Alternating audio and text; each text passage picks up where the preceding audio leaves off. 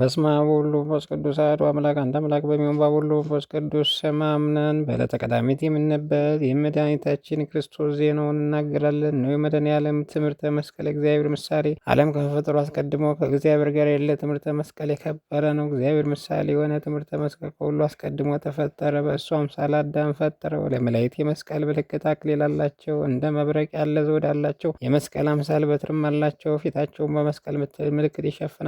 የመስቀል ማዕዘኑ አራት እንደሆነ የመንበሩን ጎኖቹ አራት ናቸው። ይህ መስቀል ሄኖክ የእሸቱን እንጨቱን ነው። የሄኖስ የሽቱ እንጨቱ ነው። አብርሃም የወይራ እንጨቱ፣ የይስሐቅ የነጭ ሐረጉ፣ የያዕቆብ የዕጣኑ እንጨት ነው። ይህ መስቀል የሙሴ ሃይማኖት በትሩ ነው። ይህ መስቀል ክንድ በኤፍሬምና በምናሴ ላይ በማስተላለፍ የጥላ ምልክት ነው። ይህ መስቀል የኤርምያስ የሎሚ በትሩ ነው። የኢሳይያስ የስሙ መታሰቢያ ነው። ይህ መስቀል በሰሎሞን ያለ የእንኮይ እንጨት ነው። ከእንኮይ ያነሳሁህ በዚያም ወለደች እናትህም ታመመች ብላ ይህች ሙሽራ ስለ ሙሽራዋ በዙ ተናግራለችና ስለ መስቀል ከጥላዋ በታች መቀመጥ ወደድሁ አለች። ስለ ስጋውን ፍሬውም ለጉሮሮ የጣፋጭ ነው። ስለ ጎኑ ውሃም ወዳጄ ለእኔ እንደተቋጠረ ከርቤ ነው አለች። ስለ መስቀል በሱ ሰላም አገኛለሁ አለች። በቤተ ክርስቲያን ሙሽራዋ መድኃኔዓለም እንዲህ ትለዋለች። ያዕቆብ ዮሴፍ አሕዛብ የሚወጋቸው የላም ቀንድ ነውን የላም ጥጃ ነው ብሎ በባረከው ጊዜ ሙሴ የተናገረው ትንቢት ምንድን ነው? ላሚቱን በችግራችን ጊዜ የምታድነን እመቤታችን መድኃኒታችን ድንግል ማርያም ናት። ጥጃዋን በድንግልና እሷ የተወለደ መድኃኔዓለም ነው። የቀንዱም ትርጓሜ የመስቀሉ ነው። ሁለት ቀንዶች የመስቀሉ ግንዶች ናቸው። የናዝሬት ኢየሱስ የተሸከመውና የቀራንዮ ስሙን የተሸከመው አንዱ ወደ ላይ ቆመው አንዱ የተጋደመው የመስቀል ግንድ ነው። ነጭ በግ በነጭ ሐረግም ተይዞ ከሰማይ እንደወረደ ነው። የሚያስደነግጥ የጥላም ጥጃ መድኃኒታችን ነው። እንደዚህም ሁሉ ክርስቶስ መስቀሉን ተሸክሞ ሄደ። ይህ መስቀል ለቅዱሳን በመንገድ የተተወ የመድኃኒታችን ፍለጋ ነው። መንገዱ ማለት ቅዱስ ወንጌል ነው። ይህ መስቀል አጋንንትን የሚያሳዳቸው ሰይጣናትን የሚበትናቸው ነው። ኦሪት አንዱ ሺውን ትውልድ ያሸንፈው 2,000 ያሳድዷቸዋል እንዳለች አንዱ ማለት ይህ መስቀል ነው። ሁለቱም የመድኃኒታችን ስጋዋና ደሙ ናቸው። ይህ መስቀል የባህር ጸጥታ የመርከቦች ወደብ ነው። ይህ የቀራንዮ መስቀል የቁርባን ህብስት ያፈራው ነው። ይህ መስቀል የጎኑ ውሃ ያጠጣው የጎኑ ደም ያረካው ነው። ይህ መስቀል መጠጊያችን፣ ኃይላችን፣ መድኃኒታችን፣ ምልክት፣ የነጻነታችን ምስክር ነው። ስሙም የጣፈ መድኃኒታችን እሱ የእሳት ፍም ነው። እናቱም ሽቱ መዓዛ ናት። መስቀል የሕይወት ምንጭ ነው። ስሙ የጣፈጠ መድኃኒታችን እሱ የሕይወት ውሃ ነው። እናቱ የታተመች ጉድጓድ ነች። መስቀሉ የዕጣን በትር ነው። ቤተ ክርስቲያንም እንደ ገንዳ ናት። በጎቹም ምእመናን ናቸው። እንደዚህ ያለው መድኃኒት እናምናለን። በስጋው በደሙ እናምናለን፣ እንማጸናለን። እናቱን እንገዛለን፣ መስቀል እንሰግዳለን፣ በመነሳቱን እናመሰግናለን። መንግስቱን ተስፋ እያደረግን በማድረጉም እንዘምራለን። የሚወደው ልጁን ለላከልን እግዚአብሔር ምስጋና ይገባል። እኛን ለማዳን የታመ የሞተ እግዚአብሔር ወልድ ምስጋና ይገባል። እኛን ለማጽናት ለመጣ ለክርስቶስ ለእግዚአብሔር መንፈስ ቅዱስ ምስጋና ይገባል እንበል። ዛሬም ዘወትር ለዘላለሙ በምስጋና ለምኑት አሜን። የነቢያት ትንቢት እየተረጎመ የሐዋርያትን ሃይማኖት እያስተማረ እንደ ጎስቋላ የደረሰው መድኃኒታችን የመታሰቢያ መጽሐፍ ነው ተፈጸመ። ስለዚህ በጨለማ መካከል የሚያበራ የወልድ መስቀሉ ልመና በዚህ በመለኮታዊ በስጋ ቃል አገልጋዮቹ ከስጋና ከነፍስ መከራ አድናቸው አሜን። ይቅርታው ቸርነቱ ከሁላችን ጋር ሕዝበ ክርስቲያን ጋር ይሁንና ጌታችን ኢየሱስ ክርስቶስ መድኃኔዓለም ያደረገው ታምሬ ነው። በሀገር አንቴና ሰማዕት የሆነ ስሙ ዲዮናስዮስ የሚባል አንድ ኤጲስቆጶስ ነበረ። ይህም ቅዱስ በእሱ ሐዘን ከሚኖሩ ሰዎች በምክሩና በጥበቡ በሀሳቡ በእውቀቱ ከንጉሥ አማካሪዎችና አዋቂዎች ከሆኑ ከመሳፍንት አንድ ከፍ ያለ ነው። ከዚያ በኋላ ሐዋርያው ጳውሎስ አስተምሮ የክርስትና ጥምቀትን አጥምቆ በሀገር አንቴና ለኤጲስቆጶስነት ሾመው። ብዙ ድርሳናትን ደረሰ። እነዚህም አንዱ ድርሳን ክብር ይግባውና ጌታ ኢየሱስ ክርስቶስ የመድኃኔዓለም የተሰቀለበት የዓርብ ቀን ድርሳን ነው። ይህ ቅዱስ በአንድ ቀን አዋቂዎች በተሰበሰቡ በጥበብ ቤት ውስጥ ሳለ ከእርሱ ጋር ተሰብስቦ ከጥበበኞች ሁሉ በላይ ተቀመጠ። በቀትርም ጊዜ ፀሐይ ጨለመ፣ ጨረቃም ደም ሆነ፣ ከዋክብትም ፈጥነው ወደቁ፣ ምድር ተንቀጠቀጠች፣ አሕዛብ ደንግጠው ፈሩም፣ መቃብሮች ተከፈቱ። ዲዮናስዮስም በዓለም ውስጥ የሆነውን አስረዳም ብለው ጠየቁት። የጥበብ መጽሐፍ አነሳ፣ በሀሳብ መሰላል መውጫ አየ።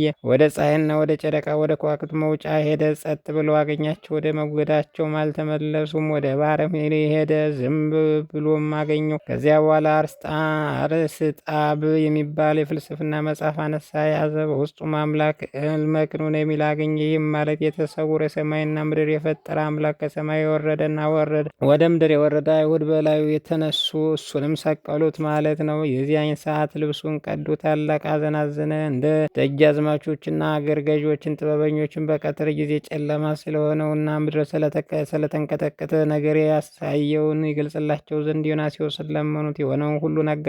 ይህንም በሰሙ ጊዜ ታላቅ ያለ ህፍረትን ፈሩ። ዩሱፎር የሚባለው ደቀ መዝሙሩም በዚያ ቀን የሆነው ሁሉ የቀኗን ስም የወሩንም ስም በየዓመቱ 5500 የሆነ ዘመኑን ይጽፍ ዘንድ አዘዘው። ዲዮናስዮስም እንዳዘዘ የሆነው ሁሉ ጻፈ። ሁለተኛም በጣዖቶቻቸው ቤቶች በቤቶቻቸው ደጃፍ የተሰወረ አምላክ ልመክን ከሰማይ የወረደ ብሎ ጻፈ። ከ14 ዓመት በኋላ ሐዋርያው ቅዱስ ጳውሎስ ከሰማይ እንደወረደና ከእመቤታችን ከቅድስት ድንግል ማርያም ሰው እንደሆነ በሕማሙና በስቅለቱ ዓለም እንዳዳነ እንደተነሳና እንዳረገ በሕያዋንና በሙታን ሊፈርድ ዘንድ ዳግመኛ እንደሚመጣ እያስተማረ ወደ አንቴና ሀገር መጣ። የአንቴና ሰዎችም ጳውሎስ ትምህርቱን በሰሙ ጊዜ ፈጽመው አደነቁ። ወደ ዲዮናስዮስም ሩጠው ሄደው ዛሬ ወደ ሀገራችን አንድ ሰው መጣ፣ እኛን አባቶቻችን በማናውቀው በአዲስ አምላክ አስተማረን አሉት። ዲዮናስዮስም ሐዋርያው ጳውሎስን ጠርቶ በሀገራችን ያስተማርከው አዲስ አምላክ ምንድን ነው አለው። ሐዋርያው ጳውሎስም በጣዖት ቤቶቻችሁ አልፌ ሲሄድ የተሰወረ አምላክ ልመክኑን ከሰማይ የወረደ ወደ ምድር ወረደ የሚል አገኘ ያስተማርኋችሁ ይህንን ነው አለው። የዚያን ጊዜ ዲዮናስዮስ 14 ዓመት ያህል የሆነውን መጽሐፍ አምጣው ብሎ ደቀ መዝሙሩን አዘዘው። አመጣለትም፣ አይቶም አደነቀ። ጳውሎስም በዓርብ ቀን በመጋቢት ወር በ27 በቀትር ጊዜ ክብረ ይግባውና ጌታ ኢየሱስ ክርስቶስ መድኃኔዓለም ተሰቀለ አለው። ምልክቱ ምንድን ነው አለው። ጳውሎስም ፀሐይ ጨልሟል፣ ጨረቃ ደም ሆኗል፣ ከዋክብት በምድር ወድቀዋል፣ ምድርም ተነዋውጣለች፣ ሙታንም ከመቃብርና ከሲኦል ወጥተዋል አለው። ሌላውስ ቀድሞ እንደ ጻፍ ነው በእውነት ሆነ። የሙታን ነገር ግን አስደነቀ አለው። በዚህ ሳትጠራጠር ከመቃብር የተነሱ ሙታን ወደ ሰዎቻቸው ሂደው ክብር ይግባውና መድኃኔዓለም በመስቀሉ ሲኦል እንደማረካትና እንዳዋጣቸው ተናገሩ አሉት። ያን ጊዜ ክብር ይግባውና በጌታ በኢየሱስ ክርስቶስ አምነው ተጠመቁ። ሐዋርያው ቅዱስ ጳውሎስም ሰገዱለት። ዲዮናስዮስም በላያቸው ኤጲስቆጶስነት ሾመው። እሱንም ብዙ ታምራትን ድንቅ ስራዎችን አደረገ። የቤተ ክርስቲያን ስርዓትን ተረጎመ። ከዚያ በኋላ ራሱን በሰይፍ ቆረጡት። የሰማዕትነት አክሊል አግኝቶ ወደ መንግስተ ሰማያት ገባ። የዲዮናስዮስ ጸሎቱና በረከቱ ከሁላችን ከህዝበ ክርስቲያን ጋር ይሁን ለዘላለሙ አሜን። አንድ አምላክ በሚሆን በሁሉ መንፈስ ቅዱስ ስም መጋቢት 27 በዚች ቀን ጌታ ኢየሱስ ክርስቶስ መድኃኔዓለም ከእናቱ ከድንግል ማርያም ጋርና ከቅዱሳን መላእክት ጋር ክብርት በምትሆን በሆሳዕና በሌሊት እሑድ መጣ። ስለ ሞቱ ገናንነት ካህናት ተሰበሰበ። ምድር ያለውን አርያውንም ተለወጠ። በሰማያት እንዳለ ሆነ። ጌታ በብፁዕ መባጽዮን የሞቱ መታሰቢያ ስለሰጠ ወደደው።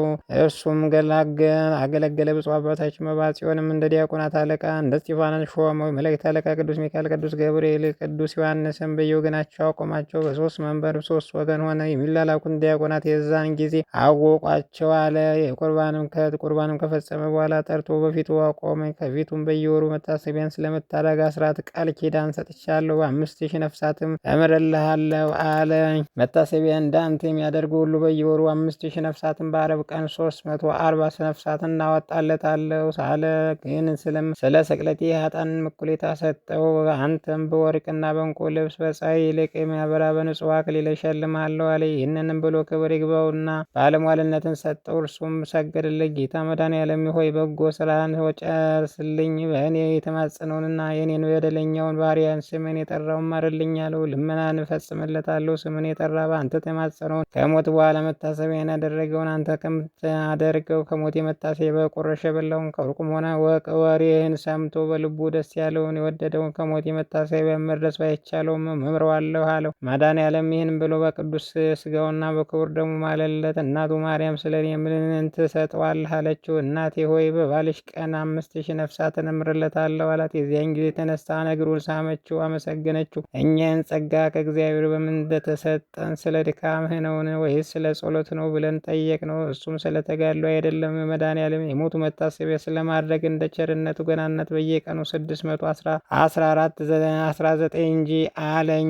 ዳግመኛም ከጸሎት ሁሉ ተለይቶ መወደው ትንሽ ጸሎት አለ። ስለዚህም ነፍሳት በየቀኑ ከሲኦል ይወጡልኛል አለ። መድኃኔዓለም መንግስቱ እስከ ዘላለም የሚያልፍ ሹመት ይባርክ። ይህንም ነገር ይህን መጽሐፍ ለጻፈ ብቻውን ነገር አይደለም፣ በአንዱ ነው። ለለመኑት ለ3 ሰዎች ነገረ እንጂ። ከእነሱ አንዱ ቄስ ነው፣ ሁለቱ ዲያቆናት ናቸው። ጥንትም መድኃኔዓለም ዘወትር እንደሚጎበኘው ለመመናዊ ይነግራቸዋል። ወንጌል በ2 እና በ3 ምስክር ነገር ሁሉ ይጸናል እንዳለ እነሆ ብዙ ቅዱሳን መንፈስ ቅዱስ እንዳሳያቸው ምስክሮች ሆኑ። መድኃኔዓለም ወደ እነርሱ ይወስደው ዘንድ ከዚህ ዓለም ድካም ያሳርፈው ዘንድ በወደደ ጊዜ አንድ መነኩሴ ወደ እነሱ መጣ። በሰማይ 3 ጨረቃዎችና አየሁ። ወደ እኔም ቀርበው ቅዱሳን ሆኑ። ተክለ ማርያም ተዘጋጅ፣ ከዚህ ካለፊዋል የምትሞትበት ቀን ደርሷልና ብለው አሉኝ አለ። ሰምቶም አምላኬን ፈቃሪውን በምድር ያለ መድኃኔዓለም ያለሞቱ መታሰቢያ በቀር ምን ተስፋ አለ? እኔም ወደዚህ ወደ ብርሃን ሀገር መሄድ ይወዳለሁ አለ። ከዚያም ተነስቶ ወደ ማርያም ደብር ሄደ። ቅዱሳን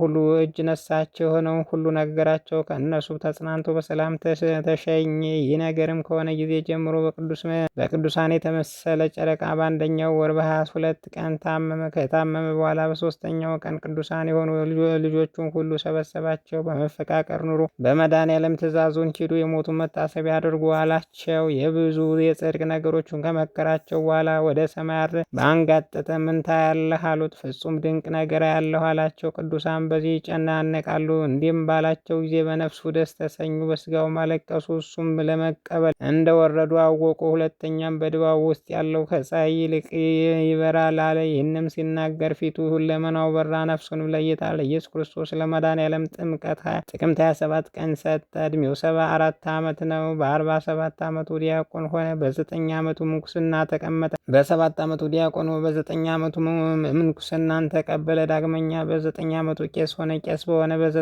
ዓመቱ በሰላም አረፈ። የመድኃኔዓለም ይቅርታውና ቸርነቱ እኛ ሁላችን ሕዝበ ክርስቲያን ይጠብቀን፣ አሜን። ወንድሞች ወይ ጊዜ ጻድቁ አባታችን የተክለ ማርያም ገድል ቀላል አይምሰላችሁ። እንዳይሰለች የሰማነውን ያየን ሁሉ አልጻፍንም፣ የታወቁትን ነገሮች ግን አልተውንም። እሱ ጌታ መድኃኔዓለም ያውቃል። እግዚአብሔር መስጠት ምን ይጎድለዋል? መድኃኔዓለም የወደደውን ሰው ንዑድ ክቡር ነው። በልቡ ሀሳብ የመከሩን ለመባጽዮን የገለጸልን የመድኃኔዓለም ባህል ያከበረውን በጸለየ ጊዜ ስቅለቱና የሞቱ መታሰቢያ ያደርግ ዘንድ በግልጽ የተናገረው መታሰቢያውን ከፍ ከፍ አደረገ። መድኃኔዓለም የክርስቶስ ለተክለ ማርያም ስለገለጸው ራእይ ነገር ለቅዱሳን ሁሉ እርስ በርሳቸው ክብር እንዳደላቸው መጠን መዓዛው የራሳቸው ነው። ለቅዱሳን ሁሉ ረዳታቸው እሱ ነው። የክብር ባለቤት የሆነ መንፈስ ቅዱስ አጸናቸው። የመድኃኔዓለም ይቅርታውና ቸርነቱ የመባጽዮን ልመናውና በረከቱ ከሁላችን ከሕዝበ ክርስቲያን ጋር ይሁን፣ አሜን። በሰማያት ላይ በወርቅና በዕንቁ የተሰሩ 10 ቤቶች አየ። የሽልማታቸው ሁኔታ እጅግ ያንጸባርቃል። የመካከለኛው ቤት በላዩ ድባብ አለባት። በዚያ ድባብ ራስም እንደ ፀሐይ የሚያበራ ትልቅ ትምህርተ መስቀል አለው። በዚያ ድባብ ዙሪያ የወርቅ መርገፍ አለ።